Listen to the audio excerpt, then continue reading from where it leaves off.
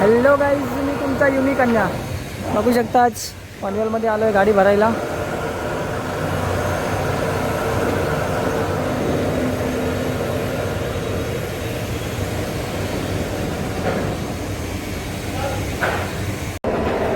तर गाईज बघू शकता, ही आपली गाडी आणि गाडी लागेल आपली इथे.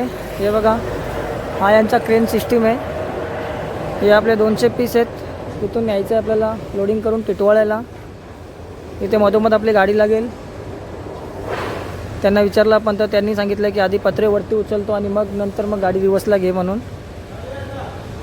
अरे बघा, आता हे पत्रे उचलतील आणि आपल्या गाडीत लोड करतील. इथे मधोमध लागेल आपली गाडी.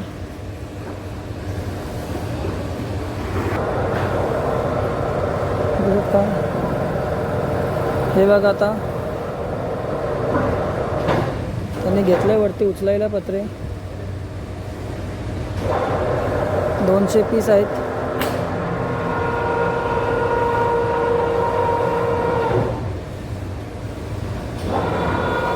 त्यांना विचारूया वजन किती आहे. वजन कितना होगा? वजन कितना होगा? 2 टन आहे. तर मित्रांनो बघू शकता, 2 टन वजन आहे. घेऊया आता आपली गाडी मागे. रिवर्सला लावायची गाडी आपली, तर रिवर्सला लावून घेऊया. 2 टन प्लस लोड आहे त्यांनी सांगितलं आपल्याला. तर घेऊया गाडी मागे आता.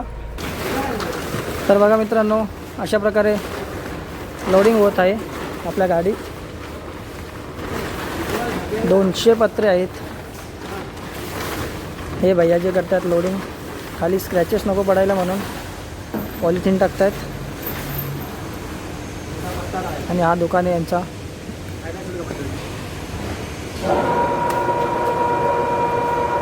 बराबर बीच में रखना. थोड़ा इधर ले लो, हल्का नहीं लगेगा, थोड़ा इधर ले लो, हल्का. हाँ बस बस.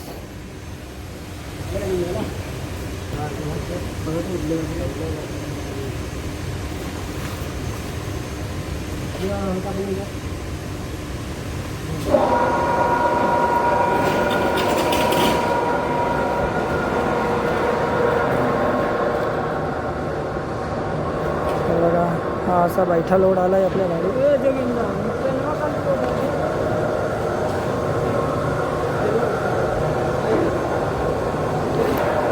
हे बघा, पुढचा पट्टा अटकला आहे म्हणून आता परत पाठीमागून थोडेसे वरती उचलतात.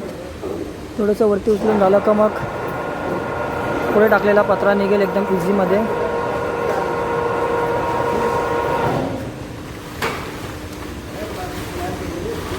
हे बघा, पत्राच्या सोबत कॅरी बॅग पण आली परत मागे. परत घेतात खेचून पुढे. हे पाहू शकता तुम्ही.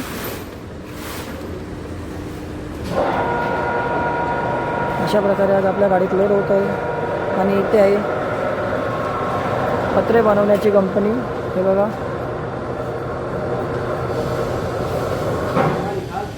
झालं आता लोडिंग. घेऊया गाडी साईडला आणि पेपर घेऊया. तर गाईज बघू शकता, इथे गाडी लावली आपण साईडला आणि हे पाठीमागे पत्रे आहेत. इथे आपल्याला एक बेल्ट मारावं लागेल, कारण हे बघा तुम्ही बघू शकता, फाळका तर बंद होणार नाही आणि रनिंगमध्ये पण हे पत्रे मागे पडले नाहीत पाहिजेत. म्हणून आपण इथे एक पट्टा मारत आहोत. पट्टा मारून एकदम टाईट करूया. आता मारतो पट्टा. तर गाईज बघू शकता, आपण अशा प्रकारे हे बघा पट्टा बांधून घेतलेला आहे, जे की रनिंगमध्ये पत्रे उडणार नाही किंवा मागे पुढे सरकणार नाही. आणि जाऊया पेपर घ्यायला. पेपर घेऊन निघूया फटाफट. जायचं आहे परत आपल्याला टिटवाळ्याला. हे आहे ऑफिस त्यांचं. पेपर घेऊन भेटूया. गाईज बघू शकता आहे, आपण पोहोचलो आहे दुकानावर, अनलोडिंग पॉईंटवर. आणि गाडी लावली आपली अनलोडिंगला. हे बघा, लेबर खाली करतात. 125 पीस इथे खाली होईल आणि बाकी 75 पीस तिकडे दुसरीकडे खाली होणार आहे. हा यांचं दुकान आहे. बराच टाईम लावला याई. येऊन इथे 2 तास बसलो. त्याच्यानंतर गाडी घेतली खाली करायला. आता कमीत कमी 1 तासाच्या वरती इथे लावतील खाली करायला. आणि पुढे साईटवर बघू आता कधी खाली होईल. तर गाईज बघू शकता आता आपली गाडी ते साईडला लावले. 75 पत्रे राहिलेत बाकी आणि 125 पत्रे आपण तिकडे खाली केली. हे आपल्या या गाडीत क्रॉसिंग होतील. एवढं क्रॉसिंग करू आणि निघूया इथून. तर गाईज खाली करून निघालो आहे मी. इथून क्रॉसिंग पण झाली आपली गाडी आणि आता चाललो आहे परत घरी. हे बघू शकता हा रस्ता बघा कसा आहे. बाजूला रोडचं काम चालू आहे. एवढा बेकार रस्ता लागला आहे ना. येताना तर पूर्ण वाटच लागली होती कारण गाडीमध्ये लोड होता. आणि आता तर बघू शकता तुम्ही एमटी गाडी आहे. एवढी उडवते गाडी.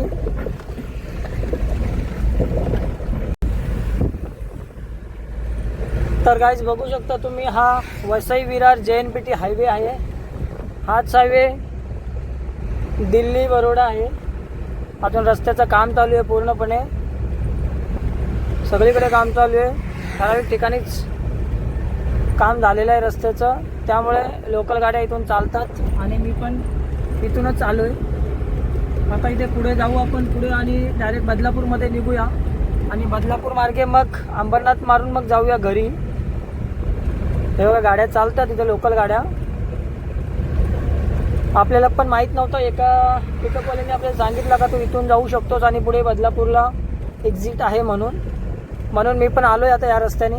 बघूया आता पुढे जाऊन आपल्याला एक्झिट करायची आहे बदलापूरला. तर गाईज बघू शकता इथे स्पीड लिमिट दिलं आहे. ट्रकला 80चं लिमिट आहे, बसला 100चं आणि 4 व्हीलरला 120चं लिमिट.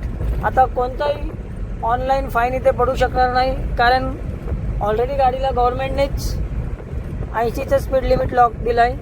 80ला लॉकच दिलं आहे गाडीला आणि हायवेला पण 80चं स्पीड आहे. त्यामुळे शक्यतो ऑनलाईन चलन तर पडणार नाही आहे. तरी बघूया पुढे काय होतं आहे ते. हा बघा 4 लाईन रोड आहे आणि पूर्णपणे रिकामा रोड आहे. एकदम मोकळा आहे. काहीच गाड्या नाही. फक्त लोकलच्या गाड्या थोड्याफार आहेत तेच फिरतात इकडे. बाकी अजून बऱ्याच ठिकाणी रस्त्याचं काम बाकी आहे. त्यामुळे अजून रोड चालू केलेला नाही आहे. आणि टोल आहेत. मला वाटतं भरपूर महाग असेल हा टोल कारण 4 लाईनचा रोड टोल आहे ना तर टोल बराच महाग असतो.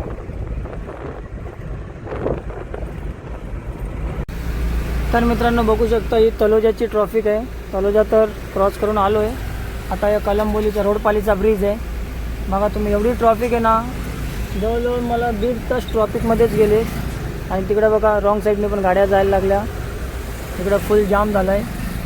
त्यामुळं बघू आता ट्रॉफिक कधी उघडते आणि कधी आपण घरी जाऊ.